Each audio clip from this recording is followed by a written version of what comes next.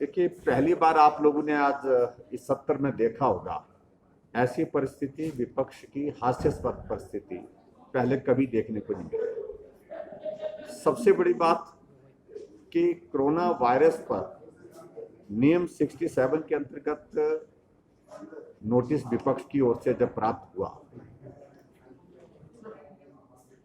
और उस विषय को लेकर के जब हमने सब साथियों से चर्चा की कि ये बहुत महत्व का विषय है और ऐसी परिस्थिति में अगर गंभीरता से वो इस सारे विषय को उठाना चाहते हैं, इस पर चर्चा करना चाहते हैं, तो सरकार को चर्चा करने में कोई कठिनाई नहीं है, कोई मुश्किल नहीं है। हम चर्चा का अभिनंदन करेंगे, स्वागत करेंगे।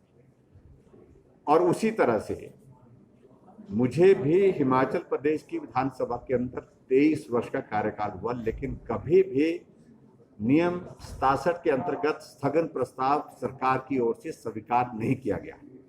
हमने विषय की गंभीरता को ध्यान में रखते हुए कि इस पर चर्चा होनी चाहिए, नियम कोई मायने नहीं रखता, इसमें इस सारे विषय को लेकर के चर्चा करनी चाहिए, तो चर्चा करने के लिए अपनी सहमति दी और स्पीकर साहब ने नियम 67 के सारे प्रावधानों का सम्मान करते हुए चर्चा को अनुमति दी।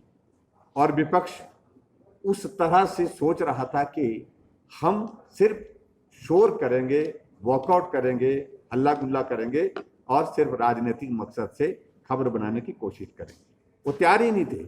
इस विषय की गंभीरता को कभी उन्होंने ना इससे पहले समझा और ना ही आज समझा, और परिहास का विषय बन गया, परिहास मजाक का विषय बन गया विपक्ष, और पूरा एक्सपोज हुआ पूरे प्रदेश की जनता के सामने किस प्रकार से इस संकट के क्षण में भी वो राजनीतिक रोटियां सेकने की कोशिश कर रही है। और जब इस पर चर्चा हुई, कोरोना पर कम बोले, जनरल जो डिस्कशन होता है गवर्नर एड्रेस पर या जनरल कोई डिस्कशन होती है, कभी किसी ने सड़क पकड़ ली, कभी किसी ने सेब पकड़ लिया, कभी किसी ने कुछ पकड़ लिया। ऐसी परिस्थिति में कोरोना पर चर्चा करने की परिस्थिति ही नहीं है। और मैं इस बात को लेकर के बहुत बड़ी उम्मीद के साथ था कि शायद कुछ अच्छे सुझाव आज इस सदन में विपक्ष की ओर से हमको प्राप्त होंगे और जिसका हम पालन करके, जिसको हम लागू करके और बेहतर ढंग से हिमाचल प्रदेश में कोरोना वायरस के इस दौर को संभाल सके। ऐसी परिस्थिति नहीं हो पाई और मुझे इस बात की प्रसन्नता है कि हमारे सत्ता पक्ष के सभी माननीय विधायकों ने सरकार का पक्ष हिमाचल प्रदेश के इस विधानसभा के सदन के अंदर प्रभावी ढंग से रखा। जो सरकार ने किया, जो केंद्र सरकार ने किया, ऐसी परिस्थिति में विपक्ष जो है एकमात्र सिर्फ राजनीतिक मकसद के साथ जो है औपचारिकता मात्र कर रही है इस नियम 67 के अंतर्गत इस विषय को ला करके चर्चा करने की। मित्रों, मैं यही कह रहा था कि इस संकट के क्षण में हमने पहले भी कहा, अच्छा होता अगर राजनीति थोड़ी देर के लिए किनारे रखते हैं, आओ हम बैठते हैं, चर्चा करते हैं और चर्चा करके रास्ता निकाल सकते हैं। त्रुटि रही तो सुधार करेंगे, लेकिन उसके बावजूद भी जो उनका राजनीतिक मकसद है उसको वो हासिल करने में सफल नहीं होंगे। इस बात को मैं दावे के साथ कह सकता हूं। हिमाचल प्रदेश ने कोरोना वायरस के मामले में पूरे देश के जो बड़े राज्य हैं, जहां जिन प्रदेशों की आबादी 50 लाख से ऊपर है, उसमें हिमाचल प्रदेश में भी आता है।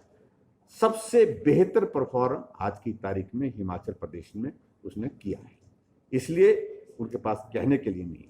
जहां पड़ोस का ही राज्य देखिए पंजाब, जितने हमारा हिमाचल प्रदेश में एक्टिव नंबर है वहां उतने लोगों की मृत्यु हो गई है। वहां मार्गदर्शन करें ना उनका। तो मुझे सिर्फ इससे ज्यादा कुछ नहीं कहना है। किसी ने भी कोरोना के सही विषय को प्रस्तुत किया नहीं, किसी ने कोई कॉन्क्रीट सुझाव सदन के अंदर दिए नहीं विपक्ष के और लोगों ने, और सिर्फ राजनीतिक मकसद के इस सारे विषय को लेकर के इन्होंने अपनी बात कहने की कोशिश की। इन्होंने कल्पना ही नहीं की थी कि सरकार इस सारे विषय को नियम 67 के अंतर्गत चर्चा के लिए स्वीकार करेगी, और ऐसे में ना उनकी तैयारी थी, ना ही उनके पास चर्चा करने के लिए कोई विषय था। विपक्ष की ओर से इस्तीफे की बातें, ये इनका कोई भी औचित्य नहीं है। इस बात को लेकर के क्या हुआ है, गलत हिमाचल प्रदेश में इस दौरान हुआ क्या है, जिन लोगों की गलतियां पकड़ी गई है, जिन लोगों ने गलत किया है, उनके खिलाफ कार्रवाई की है और वो कार्रवाई अमल में लाई जाएगी। सर जीएसटी देखिए, मैंने बड़ी साफ जैसी बात कही है, उसमें जीएसटी के मामले को लेकर के अभी तक जो है कोई भी कटौती जो है अभी तक नहीं की गई। दूसरा, जो प्रस्ताव रखा गया है उसके अंतर्गत बड़ा स्पष्ट है कि जो हम लोन लेंगे, स्टेट लोन लेगी, उस लोन की रीपेमेंट जो है केंद्र सरकार सुनिश्चित करेगा। तो मुझे लगता है कि उनको उसको समझना चाहिए पहले, उसके बाद बात करें। सर कंगना को क्या देखिए, मैंने पहले भी आज कह दिया है कि कंगना रनावत हिमाचल की बेटी है और हिमाचल का नाम उनने बॉलीवुड में बहुत रोशन किया है।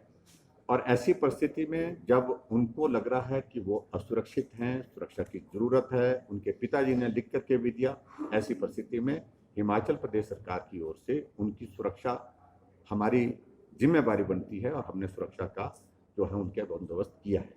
और दूसरी बात मैं ये भी कहना चाहता हूँ, इसी बीच में उनके थ्रेट परसेप्शन को असेस करने के पश्चात केंद्र सरकार ने भी मिनिस्ट्री ऑफ होम अफेयर्स की ओर से सीआरपीएफ के जो है कमांडो 11 कमांडो जो है उनकी सुरक्षा के लिए भेजे गए हैं। और मैं समझता हूँ कि आज वो पहुँच गए हैं, जानकारी मिली है कि पहुँच गए हैं। तो इसलिए ये हमारी जिम्मेदारी है। और सीआरपीएफ के जवान और खासतौर से जो मिनिस्ट्री ऑफ होम अफेयर्स की ओर से जब इस प्रकार की व्यवस्था दी जाती है तो वो पूरे देश के लिए लागू होती है। कहीं भी देश में अगर वो जाएंगे उनके लिए ये सुरक्षा उपलब्ध रहेगी। जहाँ हमारा विषय है, स्टेट के अंदर हमारी सुरक्षा की जो जरूरत है, उनको देने की जो जरूरत है, उसको हम पूरा करेंगे। Thank you please. Thank you.